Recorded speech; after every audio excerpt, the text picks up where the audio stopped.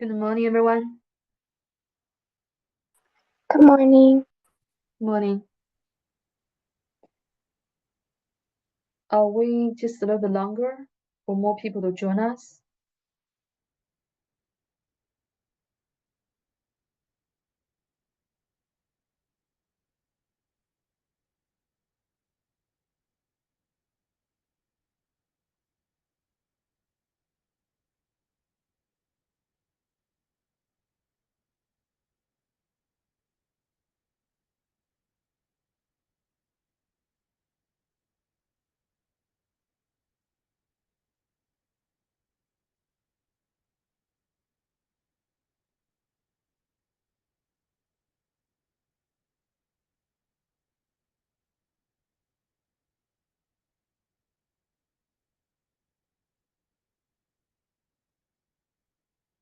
Okay, and Max. Good morning. Good morning, Max. Mark the attendance for today. Taida is here, Michael, Max is here. And the other section, Jose, absent. Eliza. All right. Let me share the guided note for Unit 4. It's right here. In Unit 4, we are going to study two types of functions, exponential functions and logarithmic functions. And today, our focus is to cover the looks of the two functions, exponential functions and logarithmic functions, their domain, range, intercepts, and the graph. So that's and the relationship between the two functions. So that's our focus, our plan today. Let's look at the note. The first thing we want to look at is the difference between exponential functions and power functions. Functions can be described as equations. A function can be represented by an equation.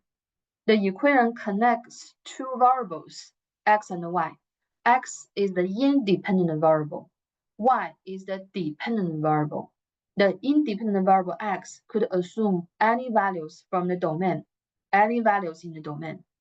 When the independent variable x assume a specific value in the domain, the equation will give the corresponding value for the variable y, the dependent variable y. Y depends on x, right? So that's a brief review of the definition of functions. Then what is an exponential function? What does an exponential function look like? And what does a power function look like? How do we differentiate between the two types of functions? Okay.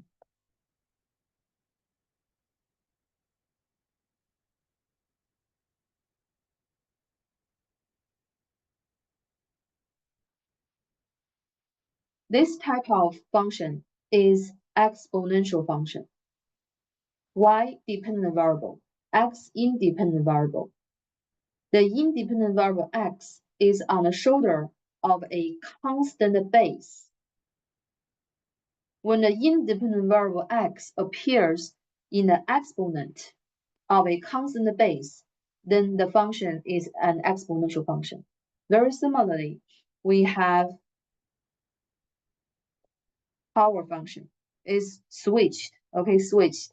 Power function also looks like an exponential expression, but in a power function, the base is a variable.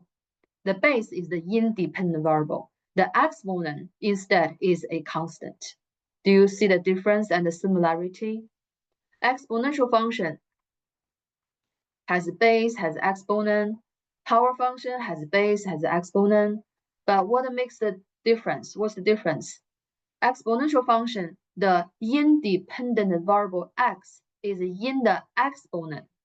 The base is a constant. Power function, the base is the independent variable. The exponent has to be a constant. I can give you some examples and you can help me to identify which of them are exponential functions, which of them are power functions. For example, let's say y equals x squared, and y equals 2 to the power of x, and y equals x power e, y equals e to the power of x. Y equals x power 10, and y equals 10 to the power of x. How about that? So look at those functions. The first one, y equals x squared. Is this a power function or exponential function? Power. Yes, very good. And this is also power function, right? The base is the independent variable. The exponent is constant. And this is also power function. And the other three, the base is a constant, exponent is an independent variable. Those are exponential function. Exponential function is one of the two types of functions we focus in this chapter, in this unit, unit 4. Okay, so number 2, we are going to graph 4 functions. Through those 4 functions, we want to understand the domain, range, intercepts, asymptotes for exponential functions and logarithmic functions. We do one at a time. This is going to take a long time, so be patient. Number 2, let's start with y equals 2 to the power of x. Y equals 2 to the power of x. I need to make sure that I have enough space. Yeah, there's nothing else in this page. Y equals 2 to the power of x. Base is a constant. Independent variable x is in the shoulder, is in the exponent. So this is an exponential function. All right. To graph this exponential function, we want to firstly determine the domain. What values x could possibly assume? Do we have any restrictions on the values that x could possibly assume? You know, if x appears in the denominator, we know the restriction would be the denominator cannot be 0, right? If x appears in the square root or fourth root, even when the root number is an even number, then we have restrictions. The radicand has to be non-negative. So those are familiar.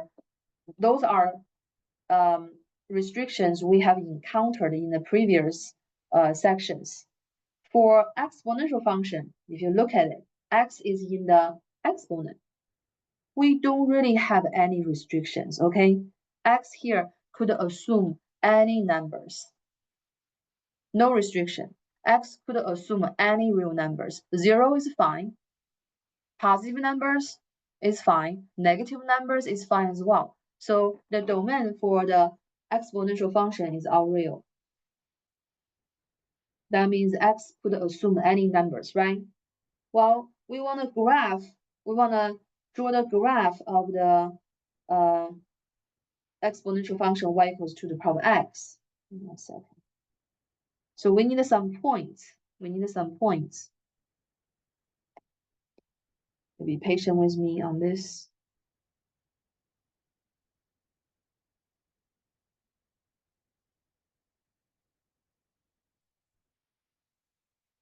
Okay, I'm going to make a table and find some values for x and use this equation, the equation that defines the exponential function, to find the responding y value.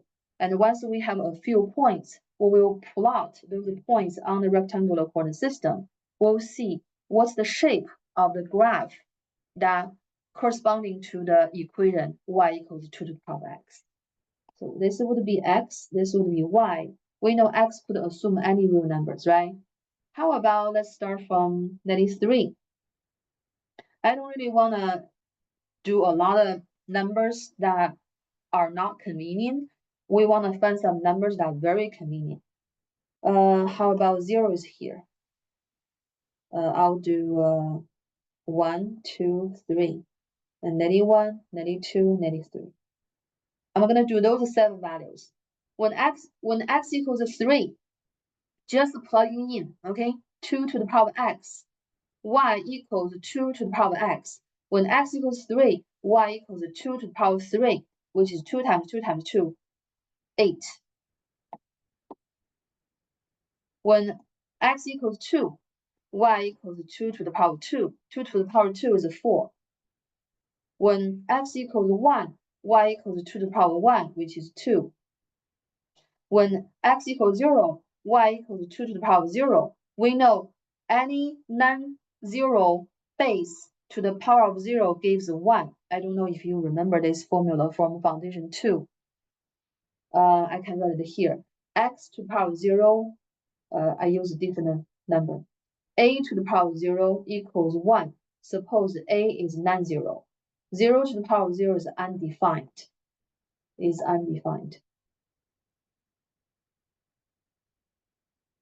So since 2 is non-zero, the exponent is 0. So 2 to the power of 0 equals 1. 2 to the power of 0 equals 1. So when x equals 0, the corresponding y value is 1. Continue. Let me erase those.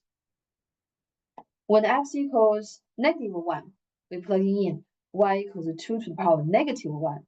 Well, we have to remember the exponent, the negative exponent formula we learned from foundation 2, right? Do you remember how do we get rid of the negative exponent without changing the expression? I'm going to write the formula here again. Let me go up a little bit and write the formula. A to the power of -n equals 1 over a to the power of n. Here, a still is non-zero. To get rid of the negative exponent, we need to use 1 to over a to the power of n. I don't want to really spend too much time on that. That's something we learned in prerequisite courses, right? So 2 to the power of -1 supposed to be 1/2. You can also see -1 exponent as reciprocal. 2 to the power of -1 is equivalent to taking the reciprocal of 2, so it is 1 over 2. When x equals -1, y is 1/2. When x equals -2, let's see, what do we have? When x equals -2, then we get rid of the negative sign. The negative sign is equivalent to taking the reciprocal, so 1 over 2 to the power of 2, which is 1 over 4. All right, then when x equals -3, y is 2 to the power of -3, and that is 1 over 2 to the power of 3. 2 to the power of 3 is 8, so 1/8. You can find more if you have the time. I think those 7 values should be sufficient. And they are pretty convenient, right? They are pretty convenient. Okay, let's plot those 7 points in a rectangular coordinate system. This is the origin. This is the origin. Okay, the first point, when x equals 3, y equals 8. So we at least have to, let's say this is 8, and this is 4, this is 2, this is 6, this is 1, this is 3, the 5, 7, not perfect, but I tried, 1, 2, 3, 4, yeah. And this is the same thing, 1, 2, 3, 4, 5, 6, 7, 1, 2, 3, 4, 5, 6, 7, 1, -1, -1, -2, -3, 4, 5, 6, 7. So 1 point is 3, 8. 3, 8 is right here. That is 1 point, 3, 8. And 2, 4, 2, 4 is here. And 1, 2 is here. And 0, 1 is here. All right? -1, 1/2 Yeah, you notice we actually do not have a negative y values. So basically, those are not necessary, right? Because we don't have y values below the x-axis. Doesn't matter what values x assume, negative number, zero, positive number, y value always positive. I hope you notice that, right? So when x equals -1, it is a half. It's going to be very small. I want to, erase those numbers. Half is going to be here. And then when x equals -2 is a quarter, is even lower than half. Is between half and 0. And when x equals -3 is 1/8. Is even smaller, like very, very close to 0, right? Okay. And what do you think? If x is -10, if x equals -10, then y would be 2 to the power of -10. And that would give us 1/2 to the power of 10. That is like 1/1000-ish. Yeah. Let's see what is 2 to the power of 10. It would be a very important number in computer science. Let me just double check.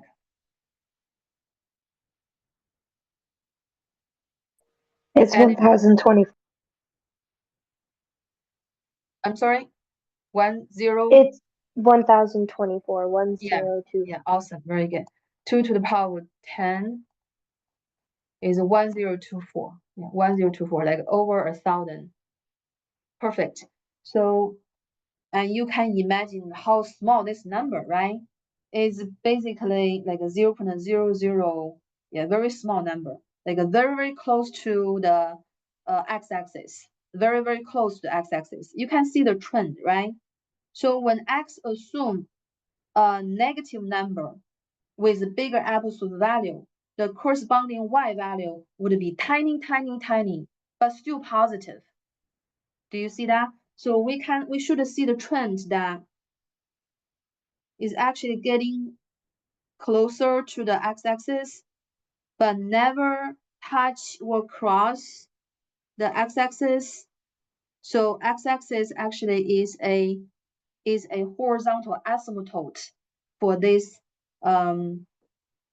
exponential function. So it has a horizontal asymptote. The horizontal asymptote is y equals 0 or x-axis. Do you see that? Because as I show you, when x approaches negative infinity, when x approaches negative infinity, so I can even, technically we don't plugging in, but what if we plugging in x equals negative infinity? Just to give a feeling, y equals 2 to the power of negative infinity, that is 1/2 to the power of infinity. And when 2 is raised to the power of infinity, that of course is infinity, right? Approaches 0, okay? Approaches, yeah, is not never equal to. So y approaches 0, but still stay as a positive. I hope you see this fact. When x approaches negative infinity, when x assume values of negative number with a big absolute value, y value is still positive, but very, very tiny, very, very tiny. And when x approaches the positive infinity, when x assume bigger values but positive, and that will only make y value bigger and bigger, go to infinity, right? And this is the shape of the graph of y equals 2 to the power of x. I need you to remember this graph. I need you to remember this graph. Let's analyze. Let's see what can we have from the graph about the function. Domain, we see the domains are real, right? Range.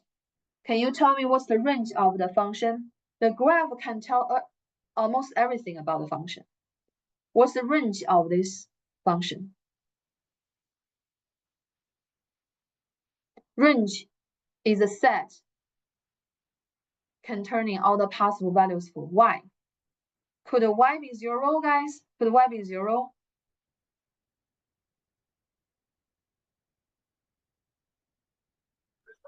No, I don't think so. You're right. The whole curve, as you can see, the whole curve is above x-axis. I already shown you the function has a horizontal asymptote is the x-axis. So the curve is getting very, very close to the x-axis, but never touch or cross x-axis. The whole curve is above x-axis. So what do you think about the range? Anybody want to give it a try? The range of this function. Can y, you look at the graph. The trick that I taught you a long time ago should still work here. Does the function has a boundary from below? Does the function has a boundary from above? It does have a boundary from below, right? It looks like the x-axis is a boundary. It is asymptote also a boundary, actually. Normally, I shouldn't answer my question myself, but nobody responds. So the range is all positive, guys. Do you see it? The range is all positive. The whole curve is above x-axis, means y cannot be 0. Y cannot be negative either. There's nothing below the x-axis. The whole curve, again, is above the x-axis. Give me some response. Domain range, do we see it? If it can't be 0, then why is 0 included in the range? I didn't include. This is open. This is open. Right Okay, here. okay. Yeah, all positive. This is open. This is not open. This means include a 0. But what I have here is open. So this is all positive. Okay. Domain is all real. Range is all positive. Often I feel my students, they do not appreciate how important to know the graph for exponential functions. The easy way to get, to grasp the content for this chapter is to know the graph of the two type of functions. This is very important, actually. All right, so now we have domain and range. We also have the horizontal asymptote, right? The function only has one asymptote. Is this horizontal asymptote? It doesn't have any other type of asymptote. So we did the domain, we did the range, we did the asymptote. Now let's look at the intercepts.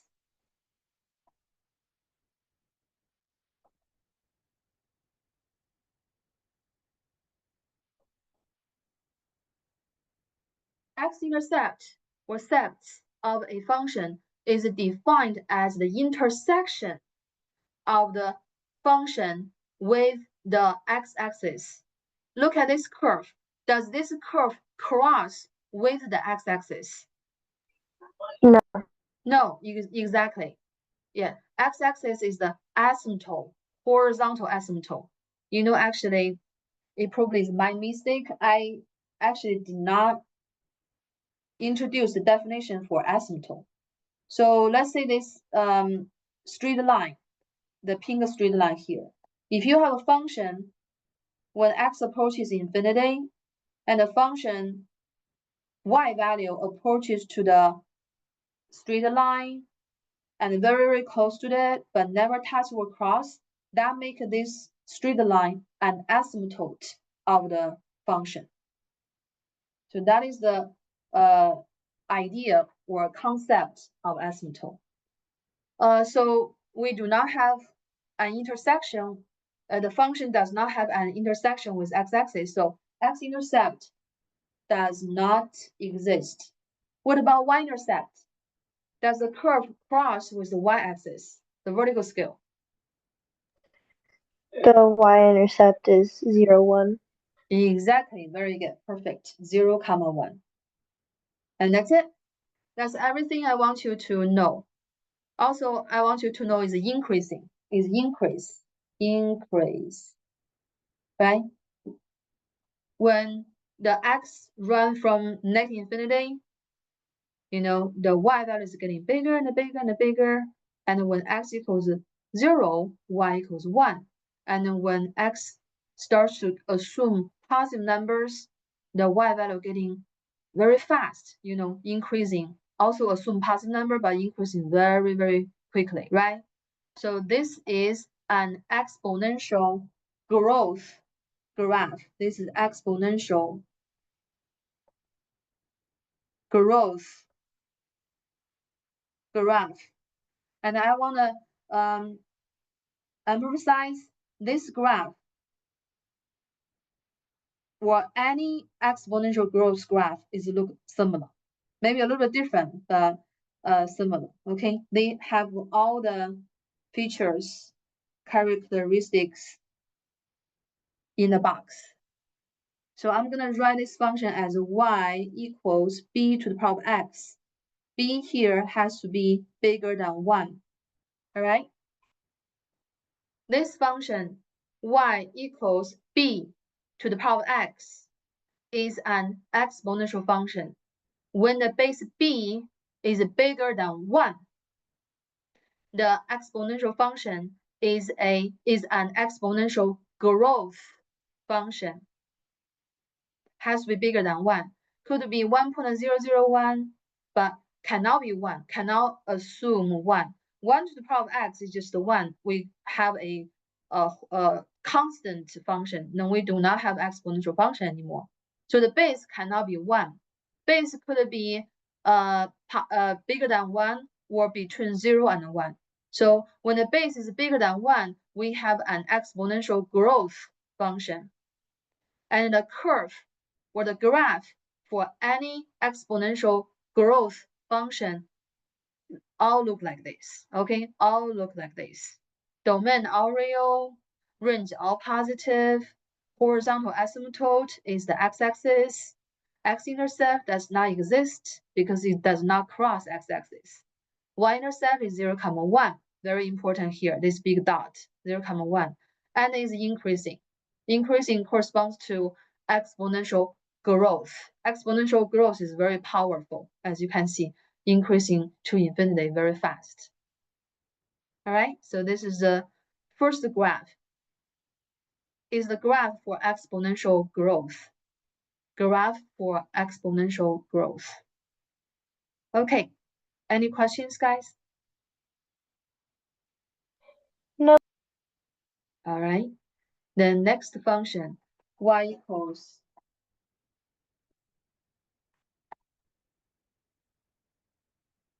0.5 to the power of x. 0.5 is a half, okay? I'm gonna write 0.5 as a fraction, half to the power of x. This is also an exponential function. The base is a half. This time the base is constant half. Independent variable x is in the shoulder as the exponent. Okay, look at this function. Figure out the domain of the function. Is there any restrictions on the values of x that, on the values that x could assume? The domain is all real. Yeah, the domain is still all real. Very good. The domain is all real. Negative infinity to positive infinity. There's no restriction on the values that x assume. So we can do the same thing with early. I always spend time to do the graphs when I teach this chapter, exponential function, logarithmic function, because I believe really, if you know the graph, you know everything, all the features about the function. If you need to remember anything, memorize something, this is the something you need to remember. That's why I'm going to do the same thing. That is 3, no, positive 3. 2, 1, 0, negative 1, negative 2, negative 3. Okay, let's see. Y equals half to the power of x. When x equals 3, half times half times half, 1 over 8. 1 over 8 is 0.125. Okay, and when x equals 2, is 2. Then half to the power of second power would be 1 over 4, which is 0.25. When x equals 1, it is half, which is When x equals 1, which is half, which is 0.5. When x equals 0, half to the power of 0 again gives us 1, right? Same formula. Any non-zero base to the power of 0 is 1. When x equals -1, let me erase those. When x equals -1, remember, -1 exponent serves as or is equivalent to taking reciprocal. So raise half to the power of -1 is equivalent to taking the reciprocal of half. The reciprocal of half is 2. So when x equals -1, y is 2. When x equals -2, and we can do the same thing, right? So it is 1 over half to the power of 2. 1 over half to the power of 2 is 1 over 4. The reciprocal of 1 over 4 is 4. One more. When x equals -3, we can use the formula to get rid of the negative exponent without changing the value of the expression is 1 over half to the power of 3. Denominator half to the power of 3 is 1 over 8. Reciprocal of 1 over 8 is a positive 8. So those are the points.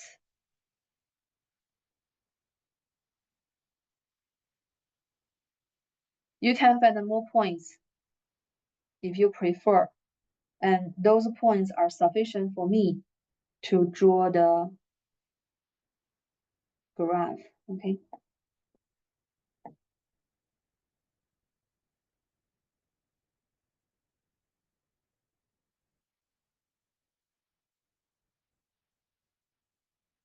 One, two, three, 4, 5, 6. 1, 2, 3, 4, 5, 6. 1, 2, 4, 5. Okay. When x equals 3, y equals 0.125. When x equals 3, y equals a very small number. Very small number. Okay. When x equals 2 is a quarter. It's a half, then a quarter is a little bit higher than that. When x equals 1, y equals a half. So this is half. When x equals 0, y equals 1. When x equals -1, y equals 2. 1 comma 2, quadrant 2. When x equals -2, y equals 4. 2 comma 4. 1, 2, 3, 4 is right here. 1, 2, 3, 4. When x equals -3, y equals 8. Way up here. So 1, 2, 3, 4, 5, 6, 7, 8. Yeah, around that spot. Okay. So let's now connect those points, and we should see the pattern.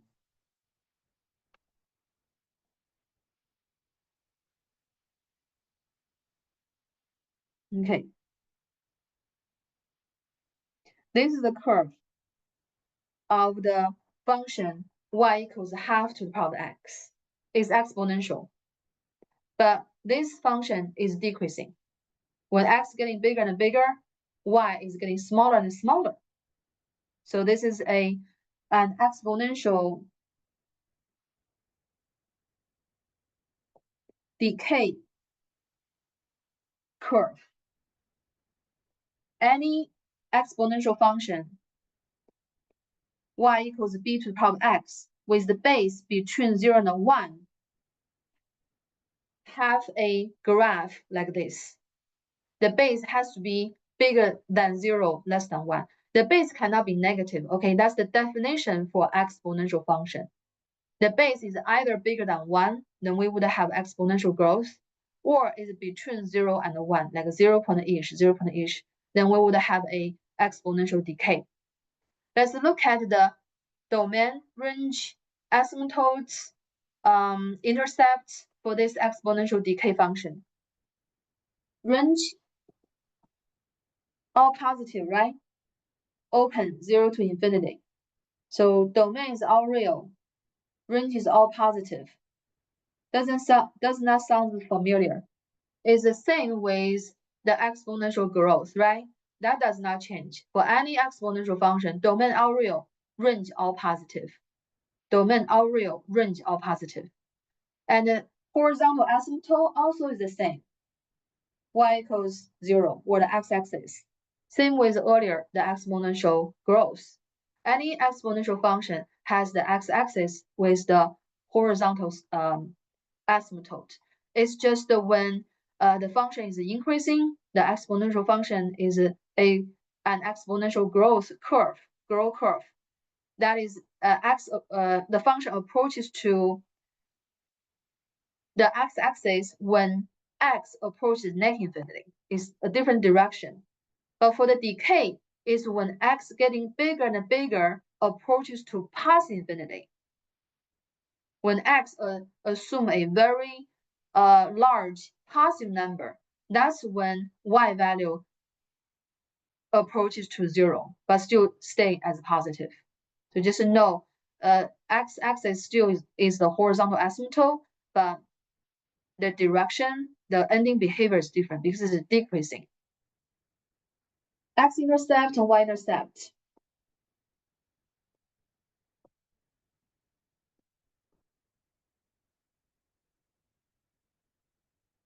This is decreasing. Very obvious. Can you tell me what's the x-intercept?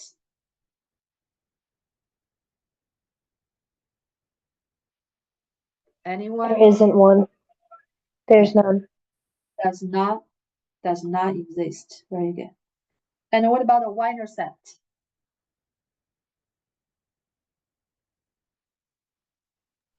It's 0, 1. Awesome. 0, 1. Okay, let's compare the information we see from the curve with from the exponential decay curve and the information we got about the function, about the exponential growth curve, right? Domain is the same, all real. Range is the same, all positive. Horizontal asymptote is the same, the x-axis. X-intercept is the same, does not exist. Y-intercept is the same, 0, 1. The only difference is the increasing, decreasing. That's the only difference. And it reflects by the name of the function, exponential growth. So it's getting bigger, right? Increasing. Exponential decay, that means when x getting bigger, y is getting smaller. Getting very, very smaller approaches to 0, but never equal to 0. Never will be negative because the whole curve of the exponential function is above x-axis. All right, so what you need to do is you need to be able to draw the curves like what I did earlier. Exponential function is exponential growth when the base is bigger than 1. This is also need to memorize. Exponential function is a decay curve when the base is between 0 and 1. All right, so far so good? So far so good? Okay. Yep. All right, so now I'm going to do this. Give me 1 second.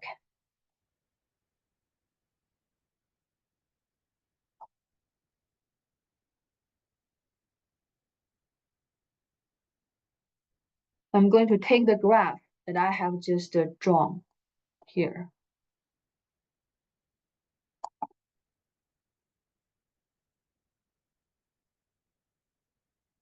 And I need more space, so I'm going to add an extra page here. Insert a blank page. And in next page, just ignore the number. I'm going to introduce the logarithmic function. I'm going to introduce the logarithmic function as the inverse function of exponential function. All right? All right. So let's get started. We know this curve, the one on the top, the increasing curve, is corresponds to the function y equals 2 to the power of x, right? 2 to the power of x. The base is 2. And we want to draw the graph of the inverse function of this function.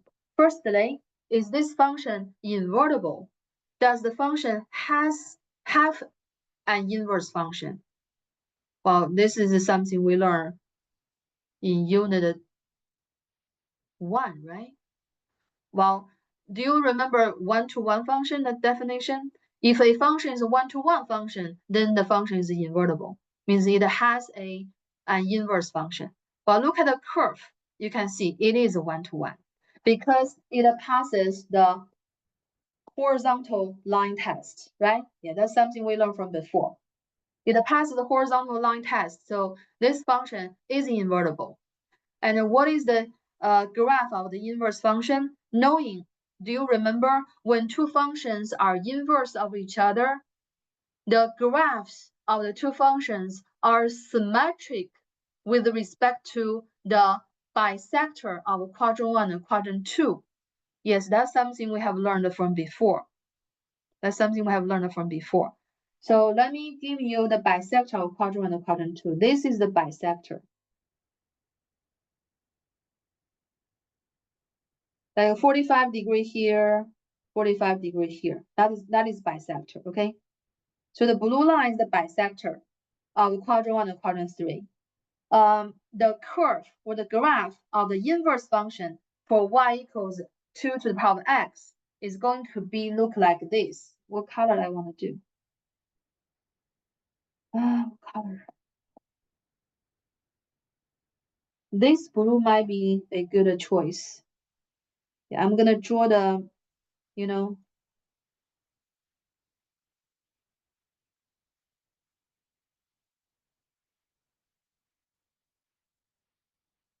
like a mirror the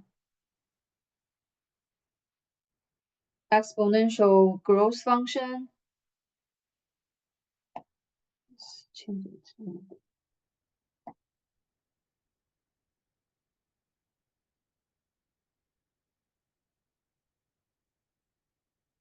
Okay, this blue line, blue curve, not blue line, sorry. The blue curve, as you can see, if you turn your head 45 degree and you look at the bisector, that's still black, right? You can see the red curve and the blue curve, they are symmetric with respect to the bisector of quadrant 1 and quadrant 2, right? Do you see it, guys? Do you see it? Yes, I see. Okay, very good. Very good. So that blue curve is the inverse function of y equals 2 to the power of x. Now, how do we, express that function? That function is new to us, okay? That function is new to us. The function is y equals log with base b of x, and b is bigger than 1. The inverse function of this exponential function is a logarithmic function. It is brand new. Name is new. It's called a logarithmic. Log is the first 3 letters of that word. So the way we record, denote the function is we use log and put a base b by the right field of g and the right x next to the g. So knowing, you need to be careful you need to be formal when you write log. Log and b is by the foot, and x is the same level with log. Okay, I see some students do x is here, like too high. That's not correct. Not the correct way to write logarithmic function. So specifically, that blue curve is the logarithmic function y equals log with base 2 of x. X is an independent variable. 2 is still the base. 2 is still the base. And this blue curve here is the logarithmic growth function. Logarithmic growth function. Logarithmic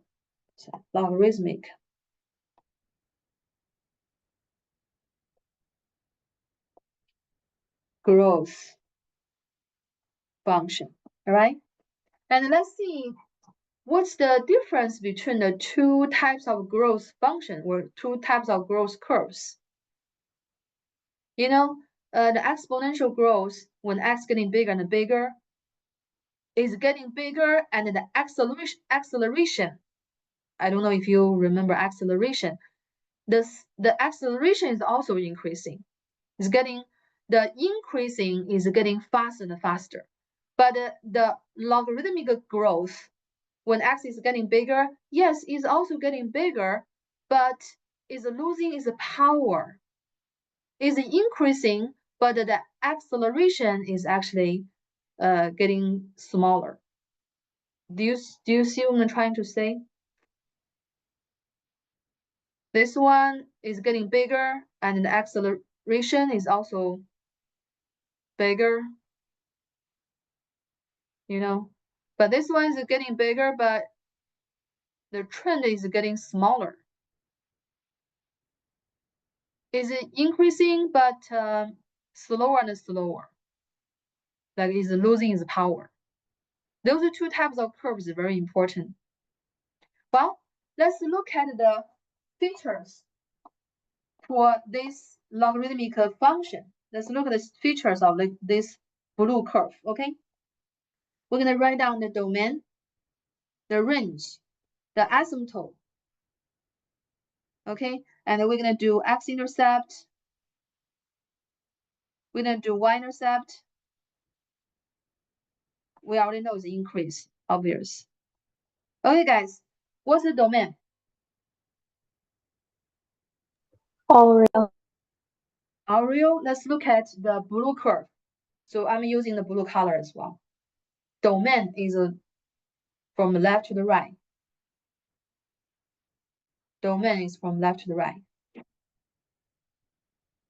Do we have any? Does x ever assume a negative number? Look at that. No. So 0 to positive infinity. Perfect. All positive. All positive. Okay. I call 0 to infinity all positive.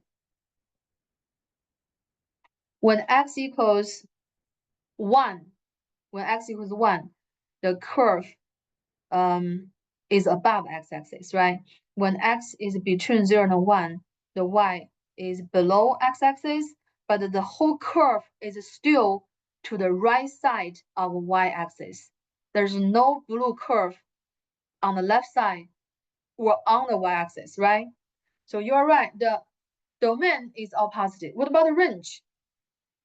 Range, you look at up and down, bottom down, up and down. Does the function, the blue curve has a boundary from above? Does it have a boundary from below? What's the range? Is it all real? Correct. Some of you might remember a very important feature about inverse function. If two functions are inverse of each other, their graphs are symmetric with respect to the bisector, right? Another thing we need to know is if two functions, they are inverse of each other, their domain and range are interchanged. Let me go back a little bit.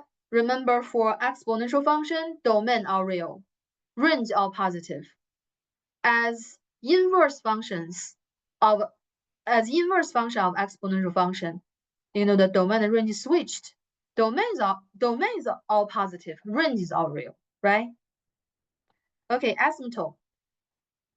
Does this function have a horizontal asymptote? What about vertical asymptote? Yeah, how did we get the inverse function? Basically, we switch x and y. We basically switched x and y. So obviously, the function does not have horizontal asymptote, right? Look at the curve. Do you see it has a vertical asymptote? VA, vertical asymptote. What is the vertical asymptote?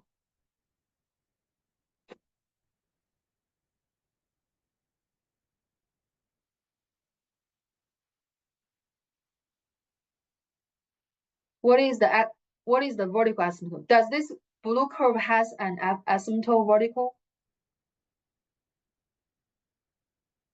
Look at this straight line. Is it 0? Yeah, x equals 0, or the y-axis, right? When x, we are looking at the blue, not the red. When x approaches to 0 from the right side, like when x getting smaller and smaller but still stay as positive, y value is getting negative infinity, right? Getting very negative and with large absolute value. Do you see the trend? When x approaches to the origin and y go down, go down, go down, right? So the y-axis is the vertical asymptote. The function or the equation is x equals 0. Does the curve, blue curve, has x-intercept?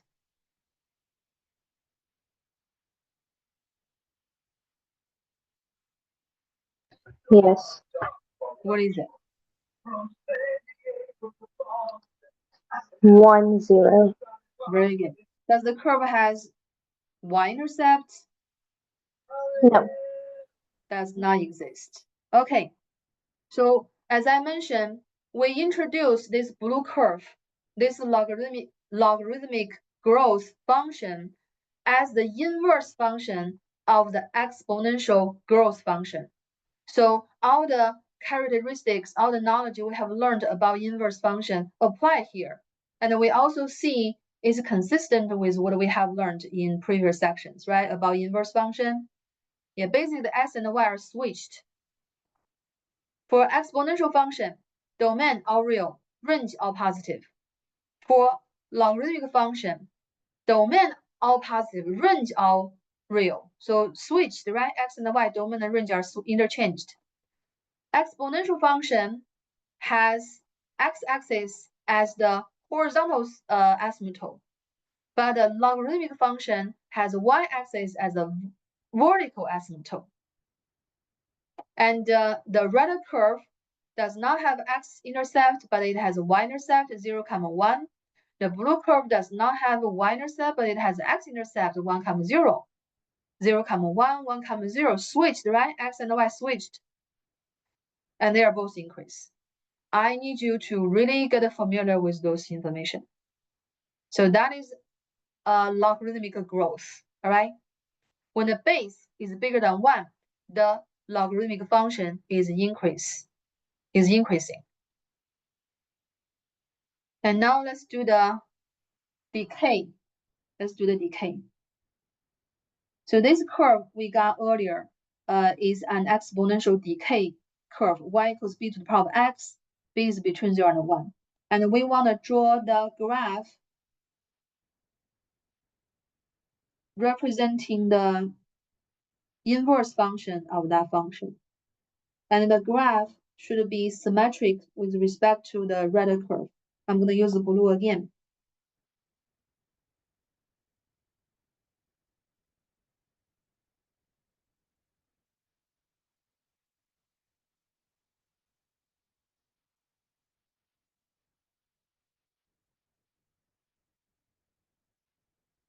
Not bad, right? Not bad.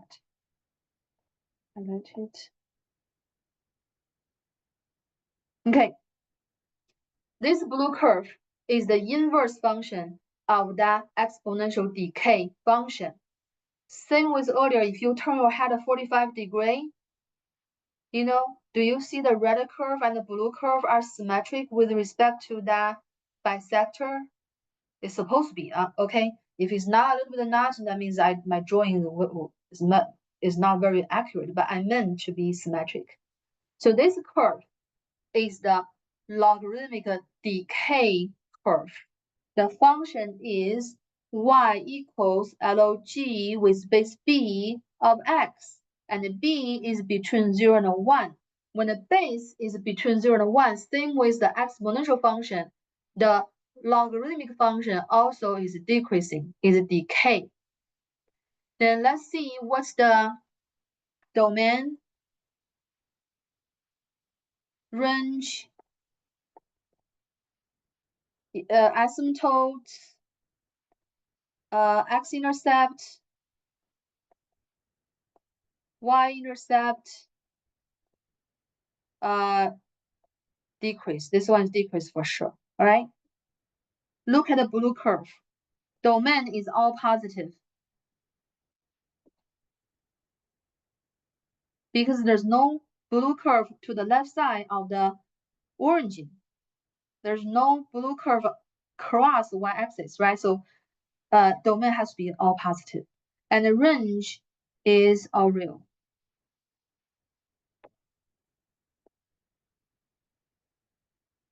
It does not have a horizontal asymptote, but it does have a vertical asymptote, which is x equals 0, or y-axis. It does not have a y-intercept, but it has an x-intercept at 1, 0. Is decreasing. So this is the same with earlier, with this box, with this bubble. Okay. I need you to get familiar with these two graphs. The first graph, we have exponential growth and logarithmic growth. The second graph, we have exponential decay and logarithmic decay.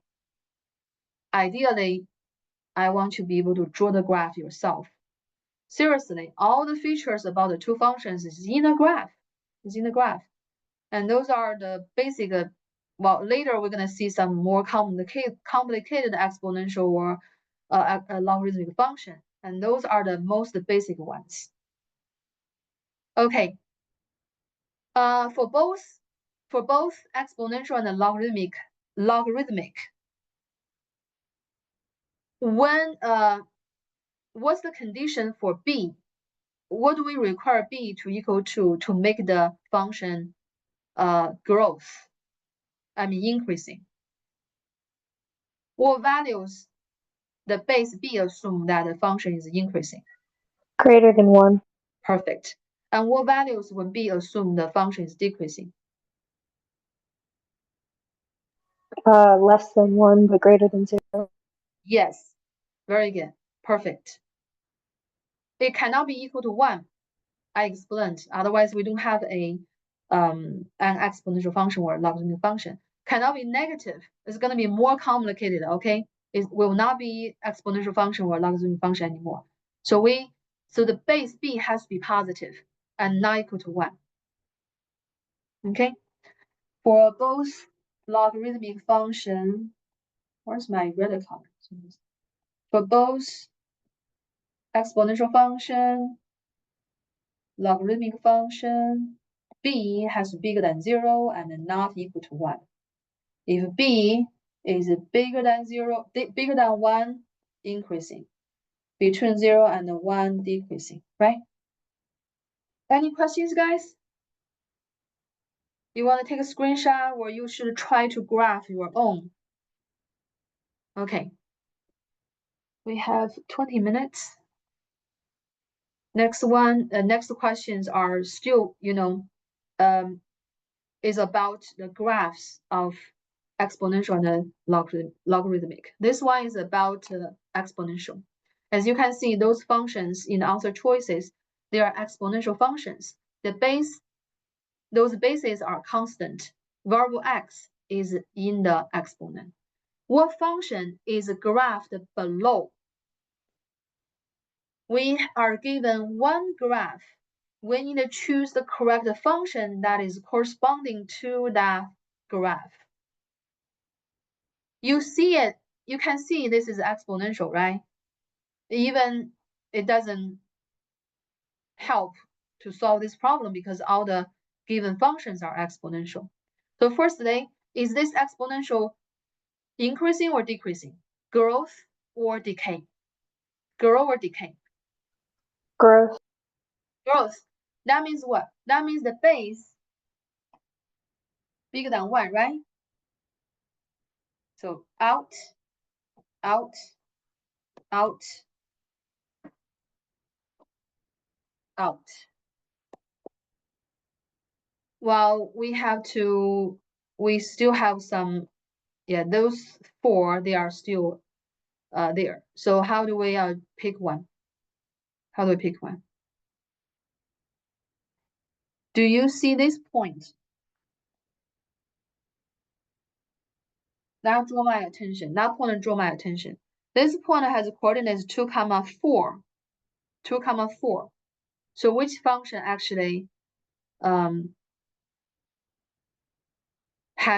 2, 4 as a solution? If we consider this function, when x equals 2, y value should be 9, right? You see what I'm talking about? So this one doesn't work because when x equals 2, y is 9, 2, 9. So it doesn't work. Here is 2, 4. And then for this function, when x equals 2, y is 5 to the power of 2 is 25. So it doesn't work. And this one, when x equals 2, 4 to the power of 2 is 16. It doesn't work, right? It has to be this one. When x equals 2, 2 to the power of 2 is 4. So that's how do we know the corresponding equation function is 2 to the power of x. Is what I actually drew in my note earlier. So far so good? Yeah, I understand it. Awesome. Thank you for your response. Next question is also about exponential function, but it involves transformation. The function below has the form f of x equals b to the power of x plus k. As you can see, the mother function is the exponential function. After a transformation, we get the f of x. So the f of x is a daughter function of the mother function, which is b of x plus k. All right. So let's see this curve. Is it decay? Is decay. So a decay exponential should pass 0, 1. Well, any exponential function passing 0, 1, right? And the decay should have the x-axis as the asymptote. It should look like this, right? And now you go very obviously the curve, the black curve. Obviously, the black curve is when the red curve go down 1 unit. Do you see it? So what is k? What is k?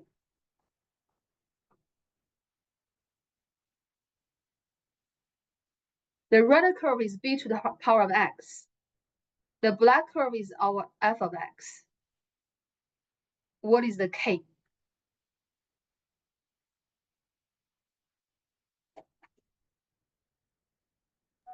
1. -1. The red curve is b to the power of x, right? When we shift the red curve downward 1 unit, we have the black curve, right? So the black curve should be b to the power of x is black, sorry. B to the power of x minus 1. Do you see it now? Minus 1. Yeah? I see it now. Perfect. And which of the following functions is shown on the graph? So first it has to be minus 1, right? That's how do we know this one's out, because that's plus 1. Plus 1. So this is out, this is out, this is out. Well, minus 2, of course, not. And which one is minus 1? We have this is minus 1. We have this is minus 1. But which one do you choose? Why couldn't we choose this one? Why couldn't we choose that one?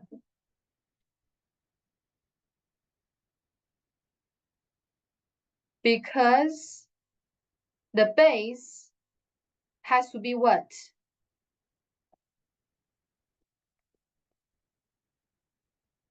Bigger than 0, less than 1, because it decay. All right? This is an exponential decay function. Therefore, the base cannot be bigger than 1. Bigger than 1 is exponential growth. That's the reason this option is incorrect. Because it's 2 to the power of x, the base is bigger than 1. and we should choose the first one. Base is between 0 and 1, so it's decay. And the decay curve and go down 1 unit, we have the black curve. That's our function f. Let me know if I'm clear enough. Yeah, I understand it now. Yeah, the issue I had about teaching this part is when I try to graph, do those things, some of the students lost interest. They don't really want to, remember that. Even I emphasize this is important. Because imagine you get to know a new friend. Do you need to at least know what the friend look like? The next time when you see him or see her, you can identify that's the person, right? And when you get to know a friend, do you want to know the important characteristics about a friend? Obviously, right? And domain range, asymptotes, intercepts, increasing or decreasing, it is important. Knowing the graph actually is the fast way, efficient way to know those information. Instead of how difficult to just memorize. Domain is 0 to infinity, range infinity to past infinity. Why don't we just remember the graph? And all those features can be derived from the graph. Okay, so if you know the graph, you can really get this done very fast. Next one, okay, as you can see, this graph is about logarithmic functions. Why? Because, it's blue. I was kidding. It's not because it's blue, okay? Because it's the shape, because it's the shape. Domain is all real, range is, domain is all positive, range is all real. This is a logarithmic growth. This is a logarithmic decay, right?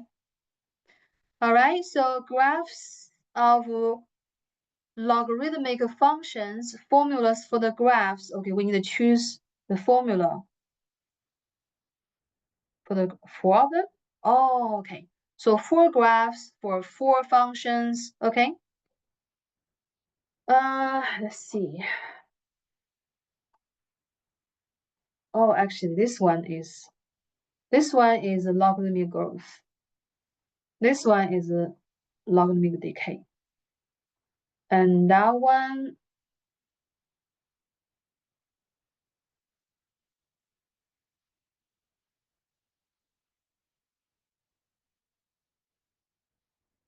is weird. I want to see the whole picture.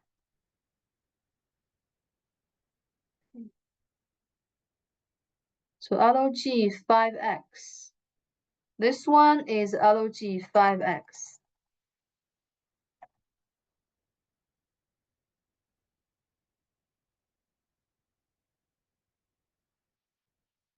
First leg is increasing. When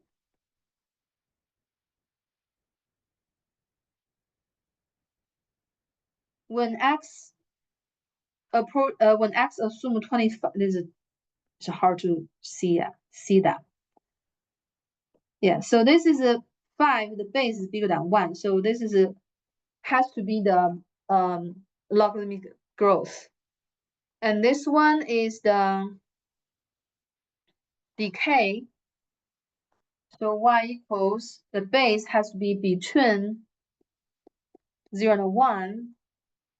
Among the 4 functions, only this one has base between 0 and 1. And without a negative sign in front of it. So 2 over 3. This one is 2 over 3 as base. And what happened to the other 2 functions? Can you tell that this function, this curve, they actually next to each other, so make it easier for us.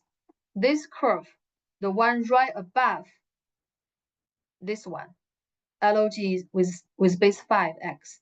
Do you see this one is actually reflection of this one with respect to x-axis. So this one is y equals negative log 5x. If you flip this one, you can see that's this one, right? Do you see what I'm talking about? So the negative log of 5x is the same as just y equals 5 to the power of x. Repeat your question, sorry. So the negative log for 5x, right? That's going to be equal to just y equals 5x. Y equals 5x? No. Because they are different. This function and this function. So we have learned transformation, right? Transformation. Do you see that this function, the one on the top, is the reflection of the one on the bottom with respect to the horizontal scale?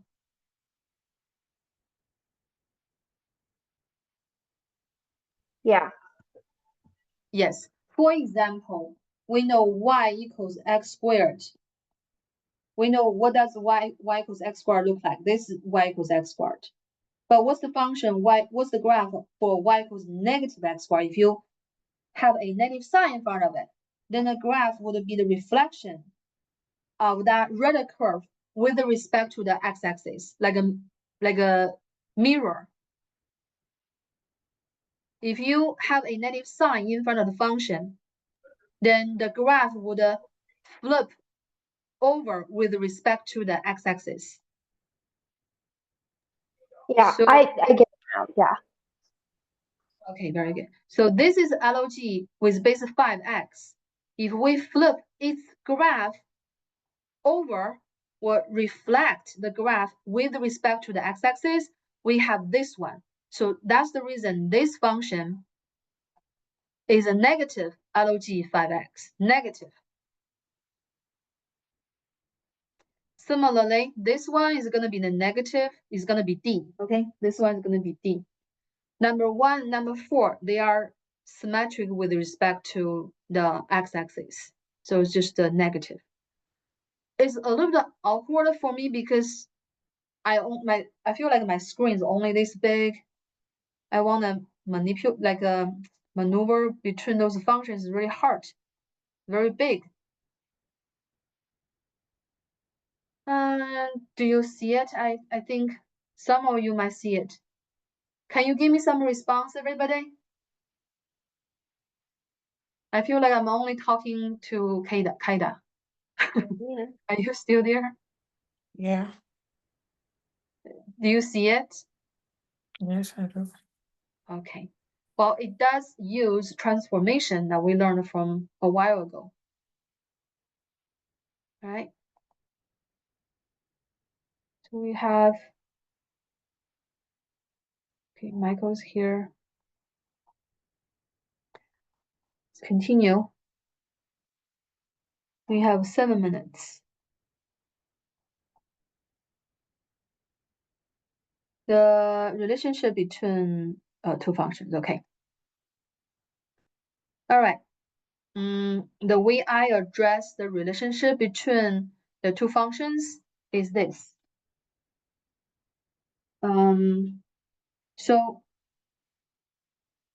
So y equals b to the power of x. This is the exponential function, right? It has its equivalent logarithmic form because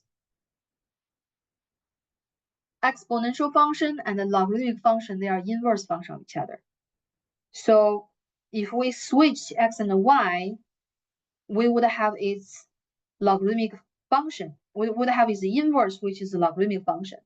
So that is x equals log with base b y. Or how about this one? Log with base b.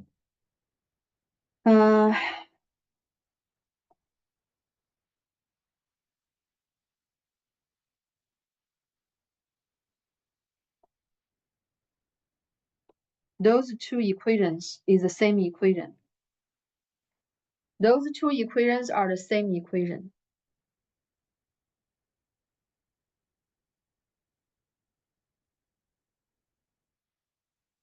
The reason when we learn logarithmic function, we have to switch x and y, because if we don't switch, then the two functions are just the same function with the same curve.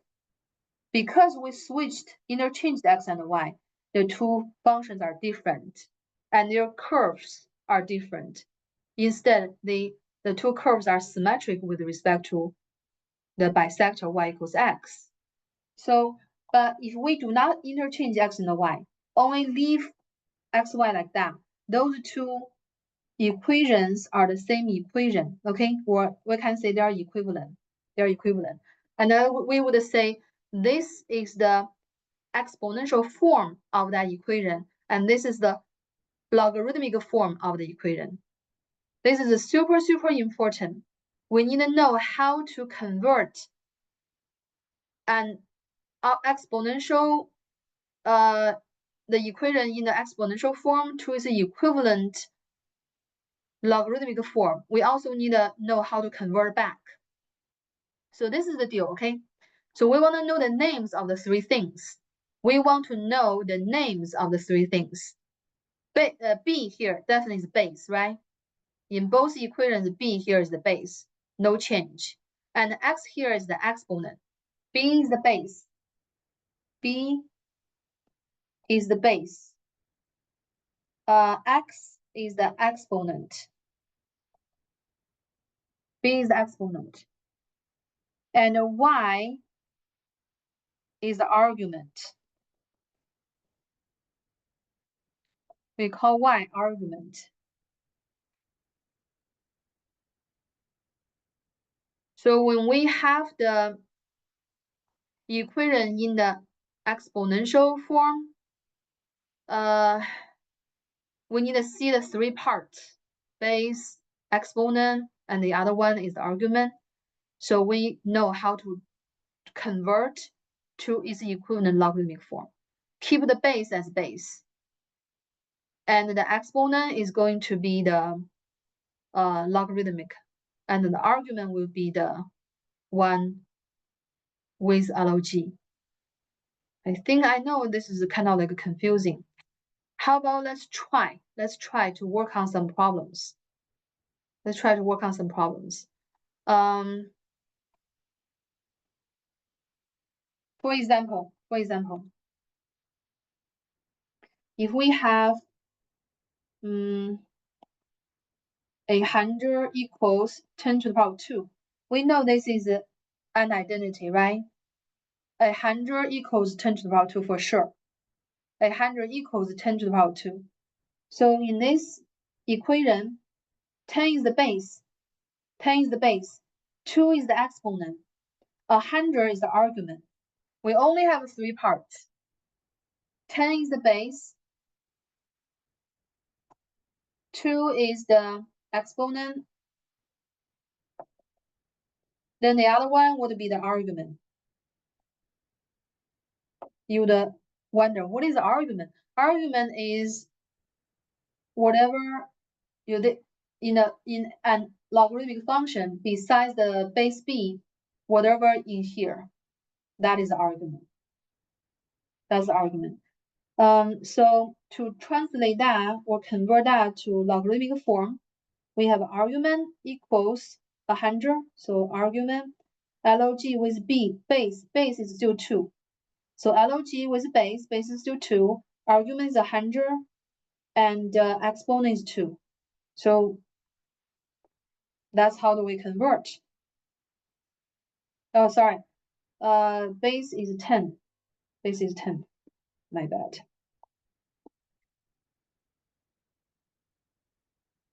Base is 10. My bad.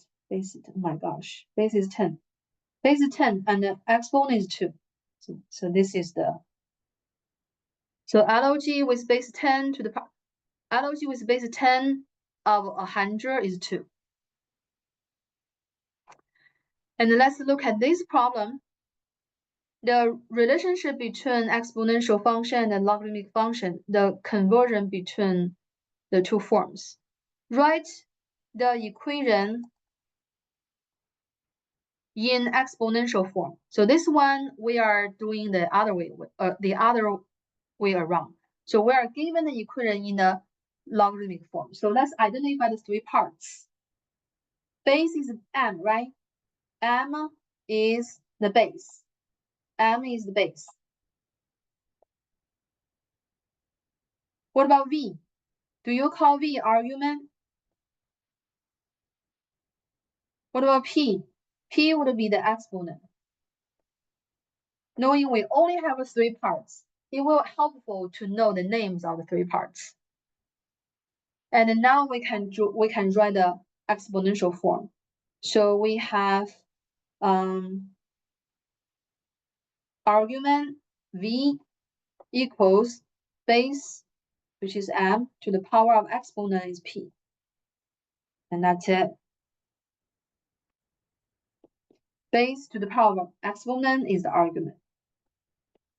We run out of time, so next time we'll continue working on the two forms of the same equation.